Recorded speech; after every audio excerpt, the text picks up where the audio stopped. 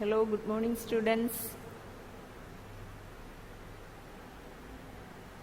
So in the last class we were discussing about the key controversies and there in the key controversies second topic public versus private sector. So after independence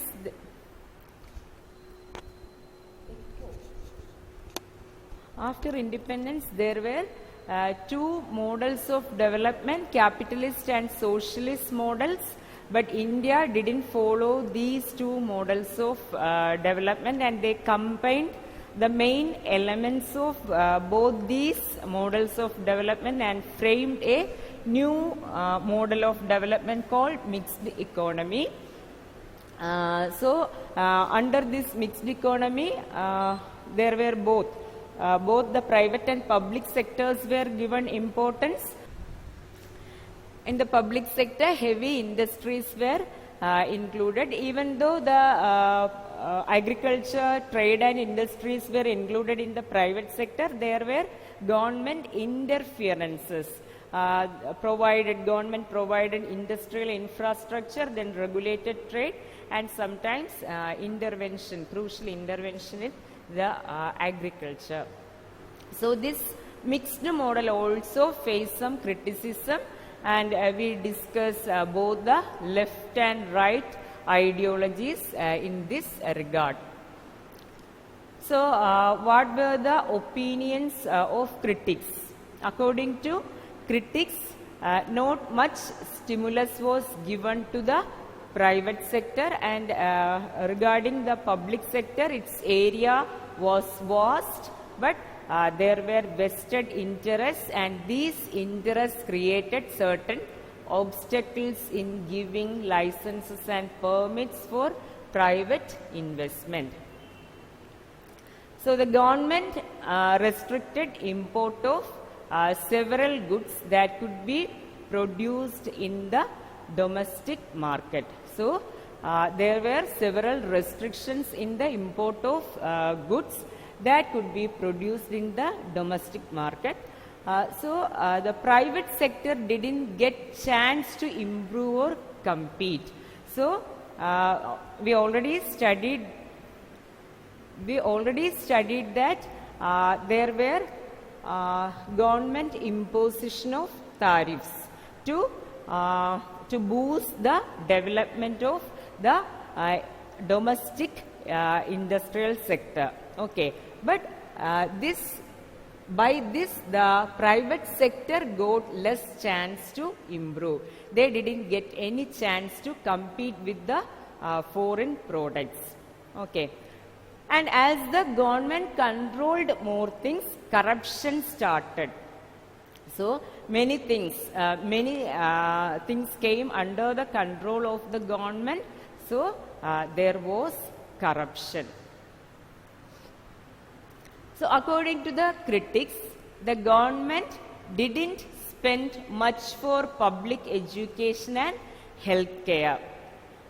So the government invested in the fields where the private sector couldn't go. So the private sector couldn't invest in large projects. So only in such projects the government invested. So the government invested in the fields where the private sector couldn't go, and the state helped the private sector to make profit. So by this policy, the government helped the private sector to make profit, and the government focused on middle class and not on the poor.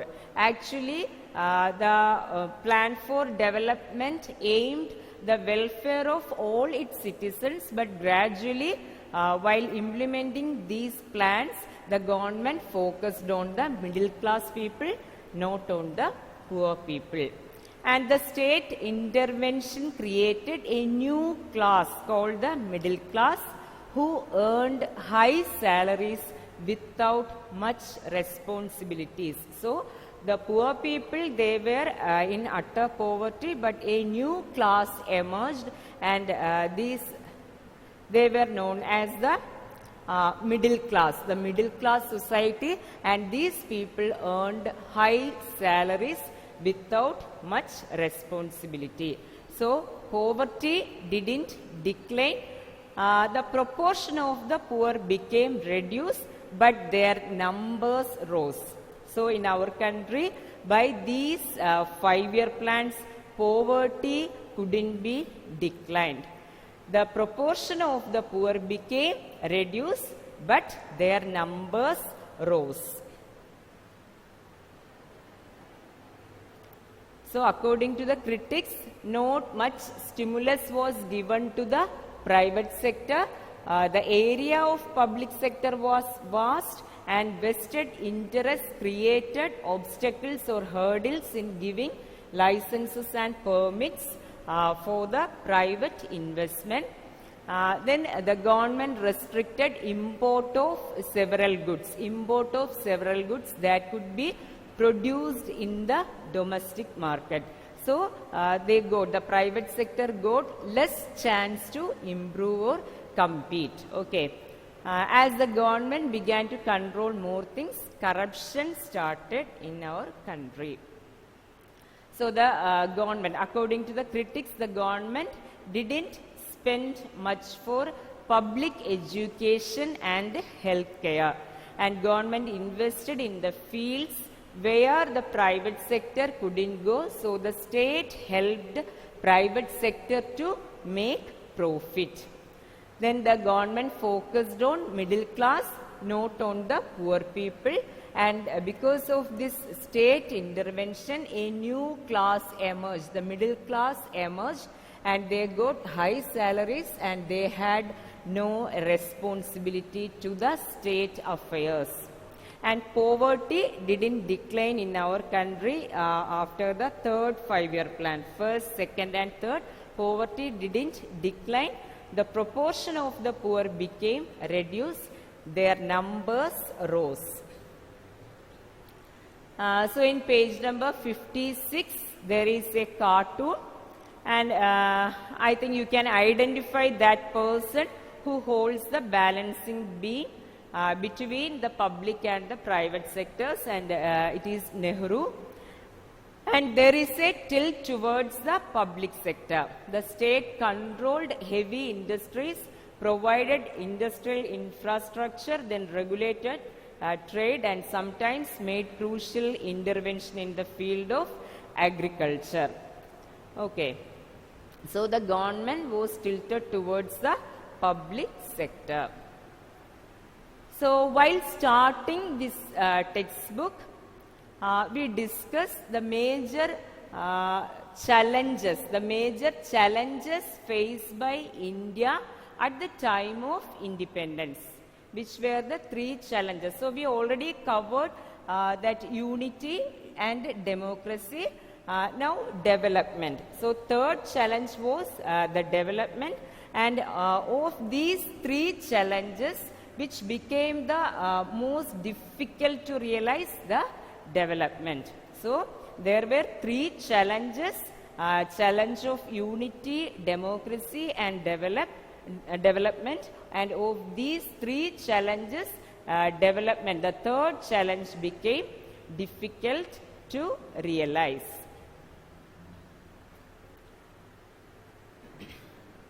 So in major outcomes, in this topic, major outcomes, we have to discuss all these in brief.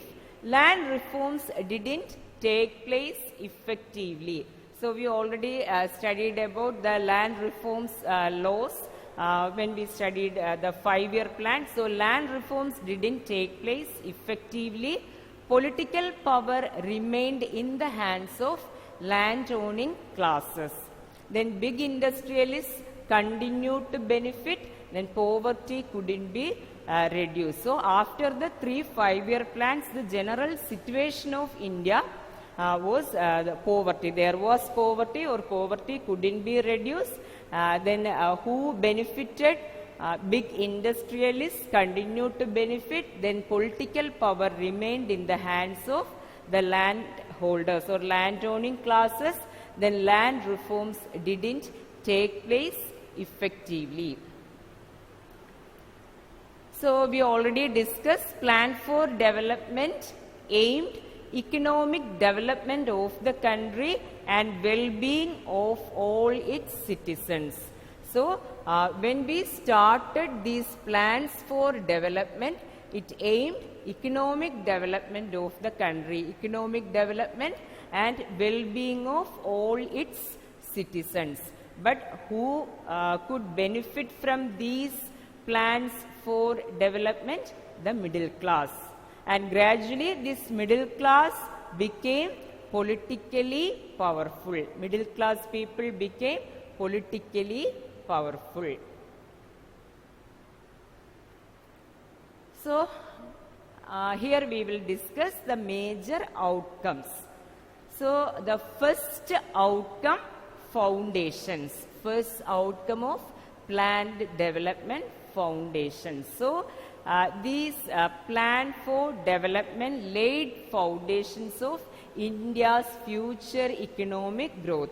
Actually, during the time of the first 3 5-year plans, the economic growth was very slow, 3 to 3.5%.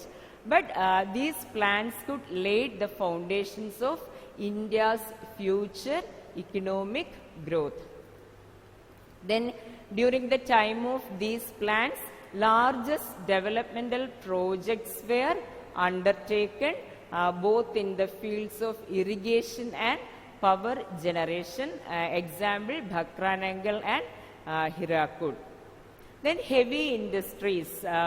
Heavy industries were started under the control of the public sector, mainly the steel plants, then oil refineries, manufacturing units and defense production. So foundations, first outcome of planned development, foundations, it laid these plans for development, laid foundations of India's future economic growth. Then largest developmental projects were undertaken, mainly irrigation and power generation. Examples, Bhakranangal and Hirakud. Then heavy industries came under the control of government, like steel plants, oil refineries, manufacturing units and defense production. Then infrastructure for transport and communication improved. So during the time of these 5-year plans, infrastructure for transport and communication became improved. Then foundations helped the economic growth of the country in its journey of development. So all these plans help to develop the countries, to develop the economic growth of the country, to improve the economic growth of the country. Then second outcome, land reforms. So first outcome, foundations. Second outcome, land reforms. Government attempted to make land reforms. So the government of India attempted to make land reforms, and one significant step towards this direction was abolition of colonial system of Zamindari. So you already studied about the Zamindari system which prevailed in India during the colonial period. So this Zamindari system or land revenue system was abolished. The colonial system of Zamindari was abolished by the government of India. Then the government could release land from landlords who were not the actual farmers. So under the landlords there were peasants, or the tenants were there. So after independence, the government could release land from the landlords who were not the actual farmers. Then political influence of landlords also became reduced. When they lost their land holdings, they became less influential in the politics of India. So government attempted to make land reforms. Then significant step, an important step towards this direction was abolition of the colonial system of zamindari. Then government could release land from the landlords who were not the actual farmers. Then political influence of landlords also became reduced. Then second reform was consolidation of land. Okay, small pieces of land were brought together, and then the farm size could become viable for agriculture. So these two reforms were successful. These two reforms, consolidation of land, then the abolition of that colonial zamindari system. Both these reforms became successful during the time of these plans. Okay, consolidation of land means small pieces of land were brought together in order to make the farm size viable for agriculture. Then these two reforms, abolition of zamindari system and this consolidation of land, became successful. But another reform which was introduced by the government of India was sealing of land. But it was not so successful, the sealing of land. That means put an upper limit to land holding. That means to how much agricultural land one person could own. Sealing of land means to how much agricultural land one person could own. So the tenants were given legal security against eviction. I already told that the tenants worked under the landlords, and these people had no land of their own. And they were exploited by the landlords. So these tenants were given legal security. So there were laws to protect these tenants, but all these laws were rarely implemented, not properly implemented. So as the mobilization of farmers became impossible, these policies couldn't be easily implemented. Actually, there were no leaders, no prominent leaders from the class of these peasants. So it became difficult to mobilize these people, to mobilize the peasants. So the policies of the government couldn't be easily implemented. So these laws remained only on paper. So under the land reforms, main points that abolition of the zamindari system, the colonial zamindari system, then the sealing of land, which became unsuccessful. The sealing of land became unsuccessful because there were laws to protect the peasants, mainly against the eviction of these people, but these were not properly implemented. Actually, there were no prominent leaders among the peasants, so mobilization of farmers became impossible, and these policies couldn't be easily implemented. So these laws remained only on paper. Then which one became successful? The consolidation of land. Then first one, abolition of zamindari system. Now we are moving to the next outcome, Green Revolution of 1965. So 1960s was a period of food crisis in India. There were many reasons behind this food crisis. It was a period of droughts, and there were two main wars between India and other countries. India and China in 1962, then India and Pakistan in 1965. No need of writing all these years here. Okay, so droughts were there, then two wars, especially war with China and war with Pakistan. Then foreign exchange crisis was there. Then during this time the most affected region was Bihar. And sometimes this food scarcity led to malnutrition. Okay, so the factors that led to the Green Revolution. So 1960s was a period of food crisis. It was a period of droughts. Then there were two wars, war with China and Pakistan. Besides these two, there was a foreign exchange crisis. So during this time, all these issues mostly affected the region Bihar, and food scarcity led to malnutrition. So during the time of food crisis, India was largely dependent on US for its food aid, and the US forced India to change its economic policies. So the change in economic policies we will study in detail in later chapters. Okay.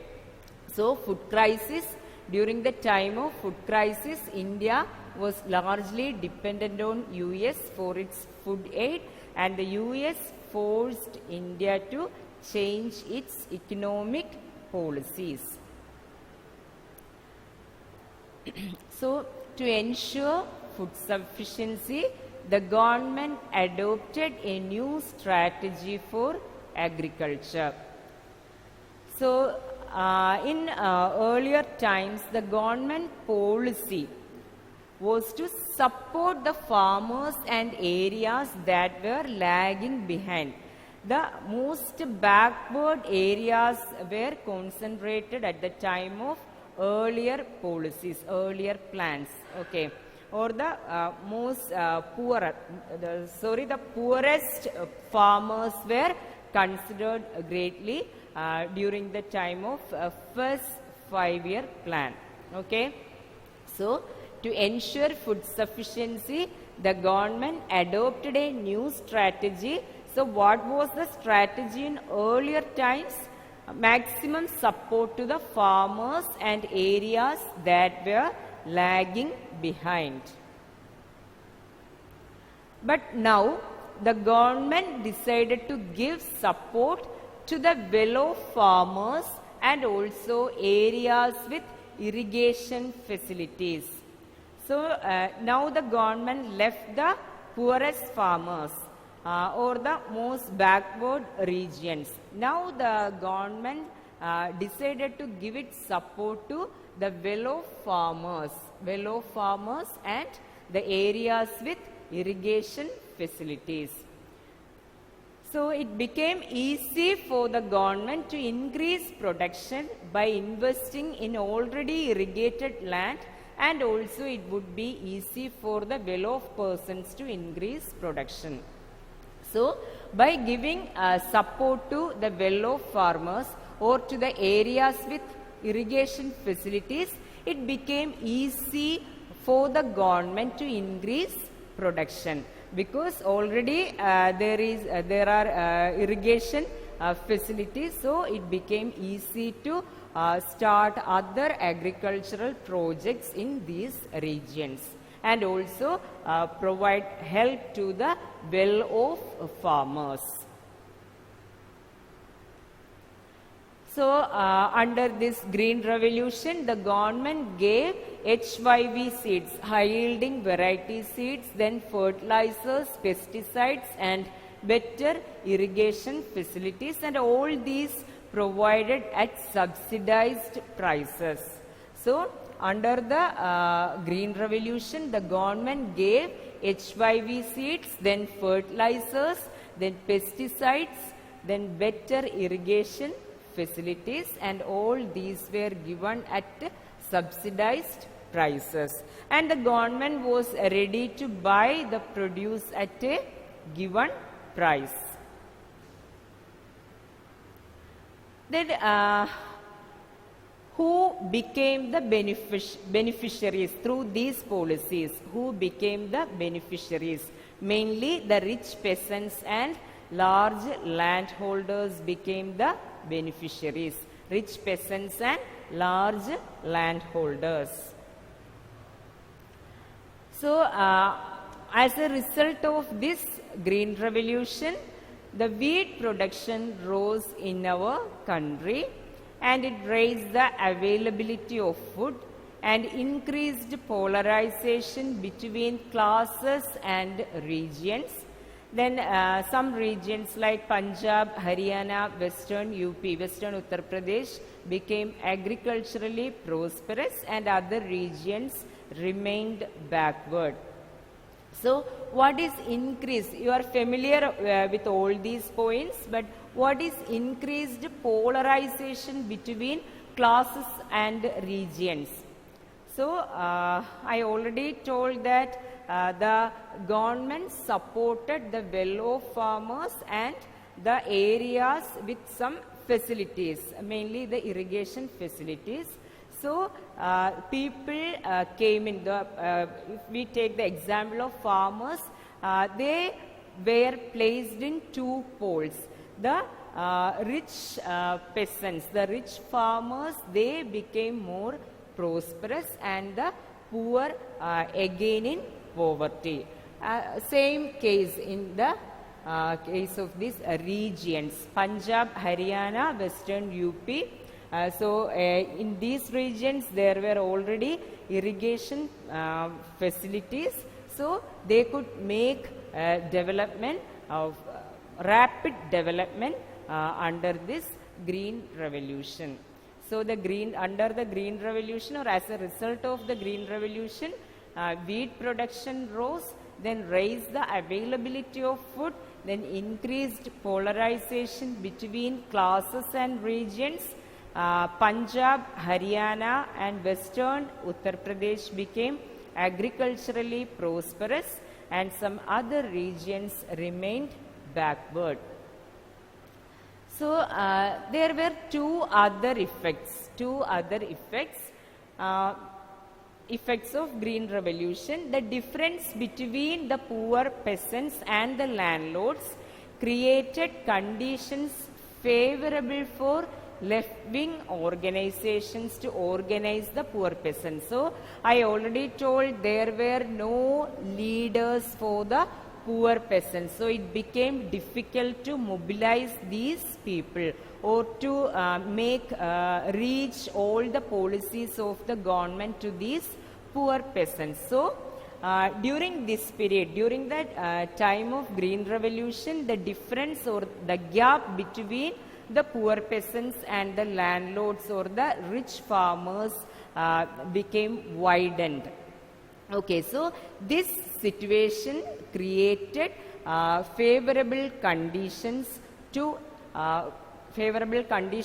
the left-wing organizations to emerge. Okay, these left-wing organizations came for the support of these poor peasants. Okay, they came as the protectors of these poor peasants.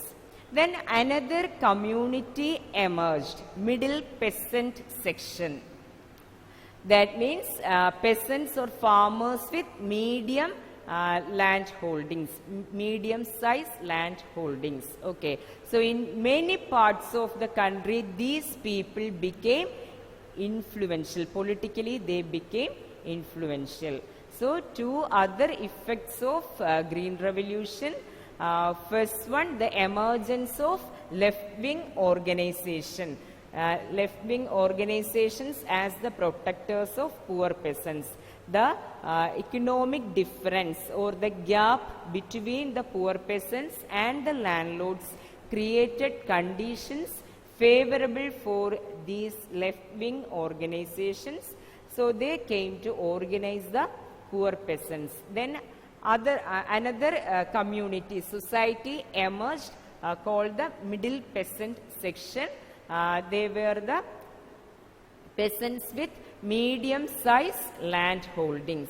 So, in many parts of the country, these middle peasant section became politically influential.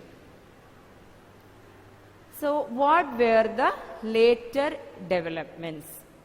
After the death of our Prime Minister Nehru in 1964, Indira Gandhi became the popular leader of India. And she emphasized state control over the economy. Indira Gandhi emphasized state control over the economy. So, end of 60s saw restrictions on private industry. And during the time of Indira Gandhi, 14 banks were nationalized. 14 private banks were nationalized. Actually, the government wanted to push the funds to promote certain backward areas like agriculture, then small scale industries, etc. So they wanted to raise money.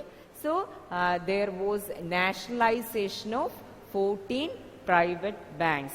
Then announced pro-poor programs which supported the poor people. Then there was during the time of Indira, there was an ideological tilt towards the socialist policies. So after the death of Nehru, Indira Gandhi became the popular leader of India, and she emphasized state control over the economy. Then end of 60s saw restrictions on private industry. As a part of this, 14 private banks were nationalized, especially to promote agriculture, small scale industries, etc. Then the government announced pro-poor programs. Then there was an ideological tilt towards socialist policies. So gradually the importance of planning for development began to reduce. If we take the economic growth rate of India, it was not faster development, faster growth rate. Between 50 and 80, it was only 3 to 3.5%. And in the public sector, we already studied that the public sector controlled the large sectors. So there was inefficiency and corruption. So in the public sector there was inefficiency and corruption. And sometimes the attitude of the bureaucrats, the officials, were also not in support of the poor people. So all these led to the loss of public faith. So importance of planning began to reduce. Between 1950 and 80, the economic growth rate of India was between 3 and 3.5%. Then in public sector there was inefficiency and corruption. Then the attitude of bureaucracy was also not in favor of the poor people. So there was a loss of public faith in this plan for development. So last 5-year plan was the 12th 5-year plan. Actually its period was fixed as 2012 and to 2017. This 5-year plan gave importance or stressed on health, but this planning commission was dissolved in August 2014 and Niti Aayog was set up on 1st January 2015. So it is very important that Niti Aayog was set up on 1st January 2015. So planning commission was dissolved, so this last 5-year plan couldn't be continued. So in the last page of this chapter there is a cartoon. So after the third plan, what was the situation of India? So still people were in poverty. That cartoon shows that there was poverty even after the third 5-year plan. So Today you have homework of 3 questions. Evaluate the major outcomes of the Indian model of mixed economy. So, your 5th exercise question, evaluate the major outcomes of the Indian model of mixed economy. Then 6th, assess the outcomes of the early phase of planned development in India. Assess the outcomes of the early phase of planned development in India. Then last question, explain the merits and demerits of Green Revolution. Explain the merits and demerits of Green Revolution. So you don't leave the boxes in your chapter. There is one important box of that left and right parties, right ideologies. Then one more important that milk revolution. Another box is there. So don't avoid all these tables, boxes.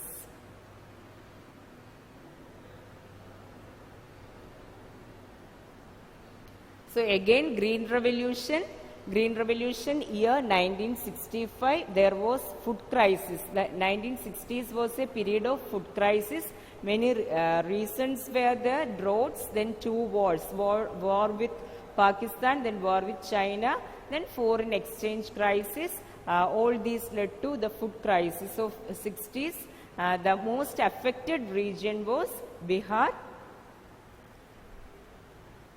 Then during the time of food crisis, India was largely dependent on US, mainly for its food. Then the US forced India to change its economic policies. Then to ensure food sufficiency, the government adopted a new strategy for agriculture. Earlier policies were in support of the farmers and areas that were lagging behind, but now the government changed its policy. They selected the well-off farmers and also the areas with irrigation facilities in order to make rapid development. So as a part of this Green Revolution, the government gave HYV seeds, fertilizers, pesticides and better irrigation facilities at subsidized rate. Then the government was ready to buy the produce at given price. Then the beneficiaries, mainly the rich peasants and land holders, large land holders. Then the Green Revolution, as a result of this Green Revolution, wheat production rose, the availability of food rose, then increased polarization between classes and regions. Then 2 other effects, the emergence of left-wing organization. They emerged to organize the poor peasants, then a new social class, middle peasant section. Then during the time of Indira Gandhi, there was a tilt towards the socialist policies, and as a part of this, 14 private banks were nationalized, and she emphasized state control over the economy. Then gradually people lost its faith in the plan for development or government policies.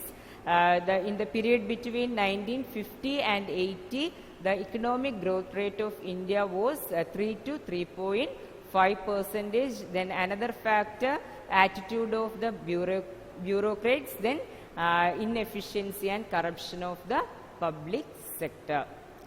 So next period also we have politics. Okay, now you take 5 minutes interval.